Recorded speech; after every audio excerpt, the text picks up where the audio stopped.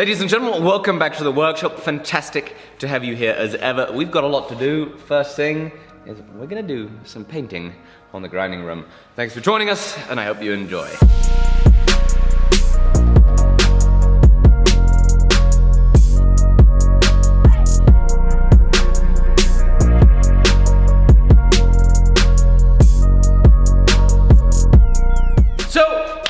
Gone ahead and painted up the inside of the grinding room with real paint this time, not just primer.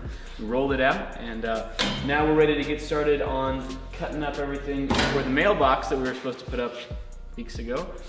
So we're just gonna cut off this piece of 2x2 square tubing and cut a little angle on the end so we can drive it in. We're gonna weld on, actually before we drive it in, we're gonna cut and drill this plate and then weld it on.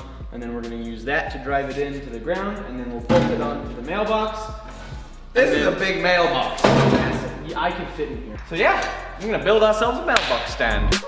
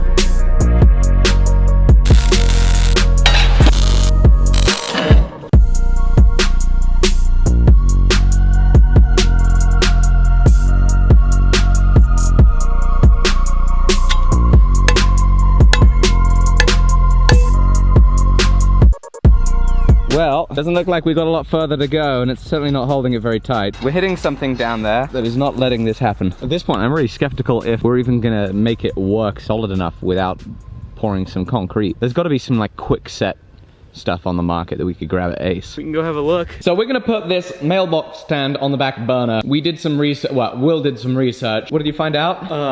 That we need concrete. That could be the problem. Do we also need a shovel to dig a hole? Yes. Do you wanna add it to the list? Can do.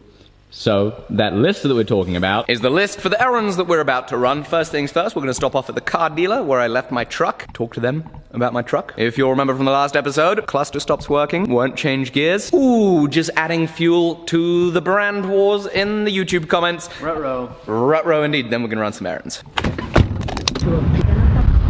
We're about there, so wish me luck, and we'll see what happens with the truck. Well, the truck's still there. Scale 1 to 10, Will.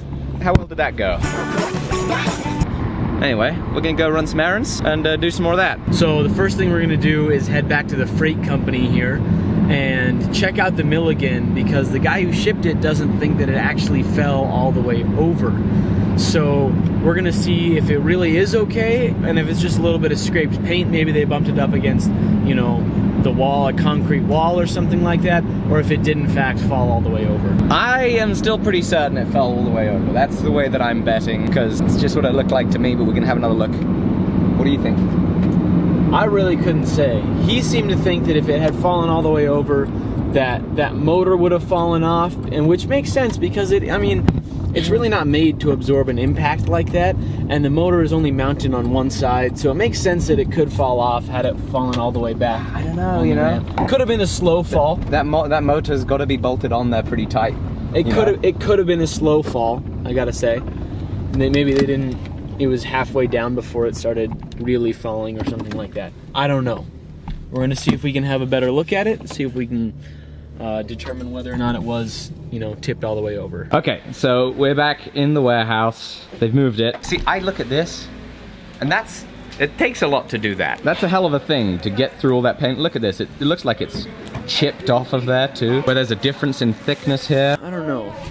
We know the table moves back and forth just fine, and up and down. We'll have a look at it some more without this.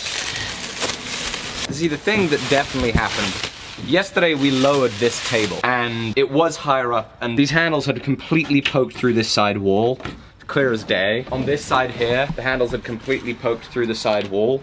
This one here, boom, boom, boom. You know, I mean, it's been shaking around in here. There's just no escaping that. If it was tipped over, they would have had to tip it back the other way. He said they would have done a lot more damage trying to pick it back up. These are what the bolts look like.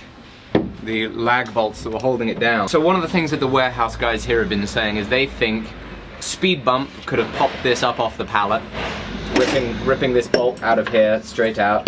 Could have popped it out, and then the paint on the back there could have been from it rubbing on the side walls of a truck. And I can, you know, like, it would have obviously then had to get picked up somehow for them to put it back up. It doesn't look like it was picked up by anything. So I can understand it being a question mark about whether it was dropped or not, but they definitely should have been bolted down more. You know, 2 bolts for a machine. And it's definitely, you know, I purchased a refurbished machine. I don't know how hot I feel about them accepting a damaged machine. There's no drawbar in it though. Hi there, this is Alec Steele. It's about the Bridgeport and the lathe. How's it going? Just got off the phone with the people we bought it from. We're gonna put a pause on any decisions, you know.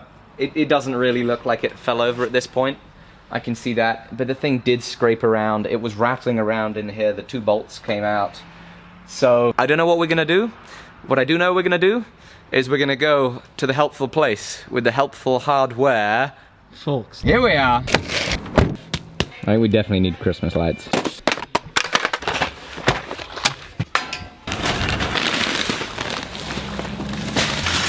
We are back from Ace, and it is time for a little less yak, a little more whack. That's right.